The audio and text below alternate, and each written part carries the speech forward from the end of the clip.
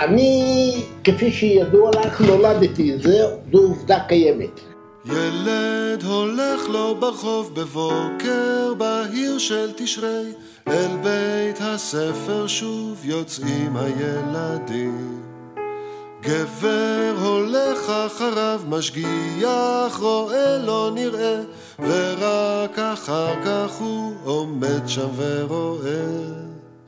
נולדתי בווילנה בסוף 1919, ב8 לדצמבר, לא אחראי על התאריך, כי אז הייתה מלחמה בין הפולנים והרוסים.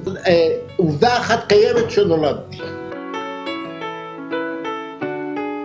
הוריי חשבו לנסוע כמו כל היהודים לאמריקה, והאמריקאים בדיוק באותו זמן לא נתנו יותר לעלות, סגרו את העלייה, ואז הם הגיעו לארץ בערך בשנת 1923 או 24, הייתי בערך בן 3 וחצי. אומרים ישנה ארץ, ארץ שורת שמש, היה אותה ארץ, איפה אותה שמש? אומרים ישנה ארץ, עמודי השבעה, 7 כוכבי לכת צצים על כל גבעה. ואבא חיפש עבודה, אבא היה לפי מקצועו, היה מסגר וגם למד חשמלאות. בהתחלה הוא ניסה עם דוד אברהם לעבוד בבניין, עד כמה שאני מבין העסק לא הלך. באותו זמן רוטנברג התחיל לבנות את חברת חשמל הקטנה, והתחיל להקים את תחנת הכוח שנמצאת היום ברחוב החשמל, המשרדים קיימים. ואמא שלי תהיה בריאה, לא ידעה מה זה הסתדרות, מה זה פועלים. היא הלכה אליו ישר כמו בולדוזר ואמרה לו, הבעל שלי חשמלאי, תן לו עבודה, איך שלא יהיה, אבא קיבל עבודה. אין אור בחדר המדרגות, בלוח החשמל שלי הכל בסדר. אולי נעלנה ודאי ניתן סיבה, דבר בשבילנו אדוני לא ציווה. אני עוד זוכר שהספקתי עוד ללכת לגן של הגננת, אחת הגננות הראשונות של תל אביב, גננת חסקינה.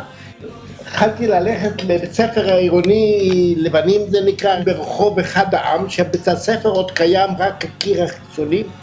למדתי שם שנה או משהו, ואחרי זה פרצה שביתה שנמשכה למעלה מחצי שנה. הרי אנחנו חיינו תחת של מנדט בריטי, והאנגלים רצו לתת לנו חינוך כמו שנותנים לכושים, להודים. מוסדות היישוב לא הסכימו, אז עניין החינוך נהיה חינוך עצמאי.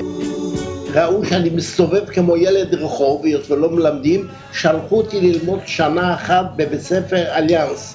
אליאנס היה שייך לרשת כל ישראל חברים מרכזה בצרפת, והם לא היו תלויים במערכת החינוך המקומית, אז שם לא שבתו. למדתי שם שנה אחת, נהייתי שם צרפתי שאין כמוהו, ואחרי זה החזירו אותי בחזרה לבית ספר לבנים, ושם למדתי עד שגמרתי את בית הספר בשנת 34.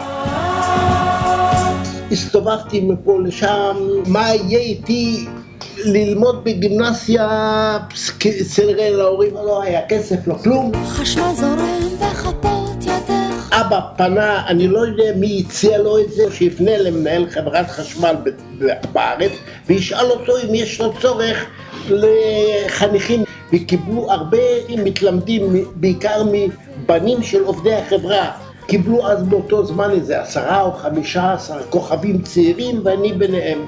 והתחלתי לעבוד בחברת חשמל ב-15 לינואר 35.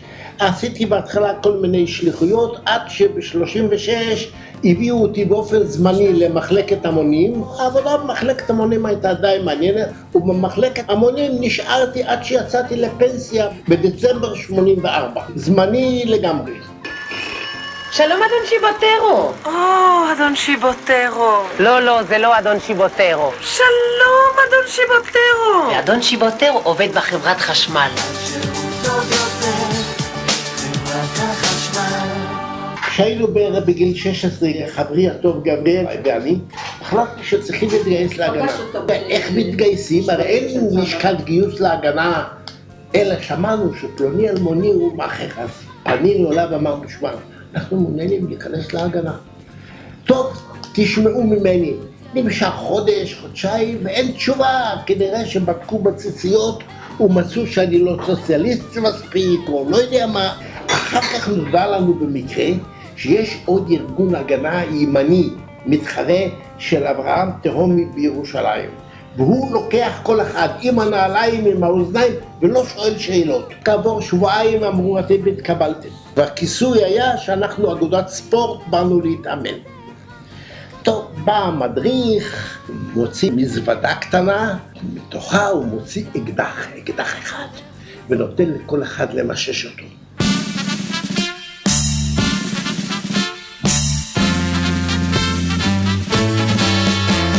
צבר הפלוגות השינה למזכרת, אפל אפל הפאדי המשמר אפל, הלכה פלוגה בלילה משרשרת, הלכה פלוגת שדה לאש ולמגן. אחרי איזה חודש או חודשיים הודיעו שבין שני הפלגים יש הסכם, ומי שרוצה יכול לעבור להגנה הכללית. כמובן שחברי ואני קפצנו על הסכום, תכף עברנו להגנה. אלה שלא התאחדו מהם צעד האצ"ל והלח"י. בינתיים פרצה מלחמת העולם ב-39. החליטו שכל הנוער בגיל 18 אז צריך ללכת להתגייס. וגם אני הייתי ביניהם.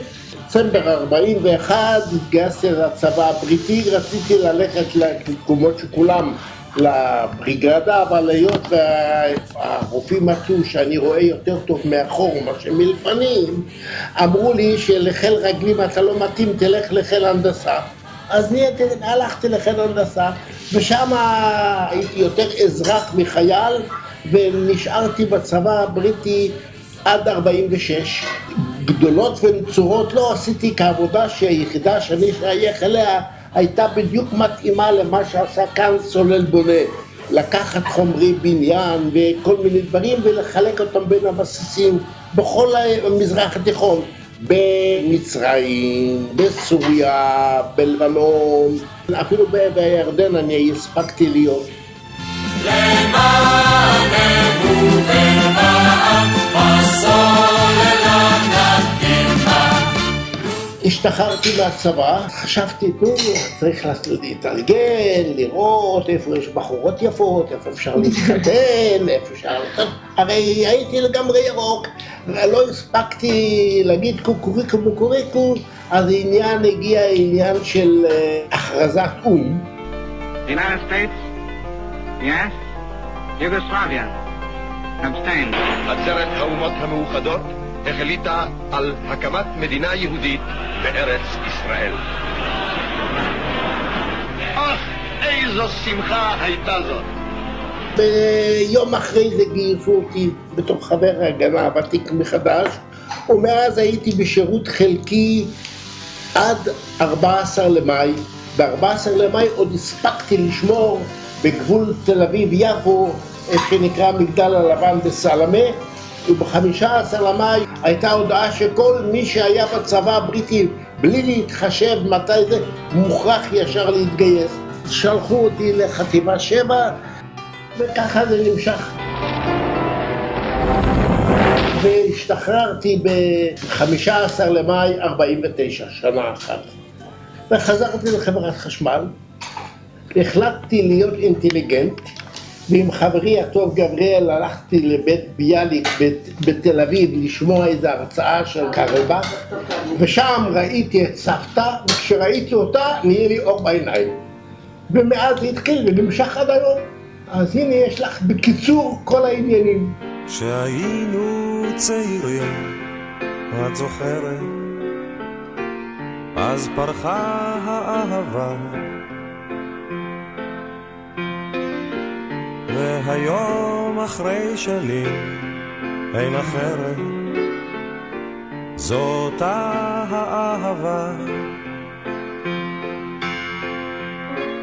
השתנית אהובי, את אומרת, וגם את אהובתי. על הכל הייתי שוב חוזרת. כמה טוב שאת איתי. מה אתה מאחל לך ולסבתא לשנים הבאות? שנינו נהיה בריאים ונרגיש טוב. גבר רואה בחשייך, בנו נכנס לכיתה. גבר עומד כמו ילד שנשאר בחוץ, וכבר שרים שם בפנים שיר של שנה חדשה. או איך הכל מתחיל פה שוב מההתחלה. שוב הם שרים על הגשם, שוב הם שרים על סתיו, ועל הלוח עולות שוב אותיות הכתב.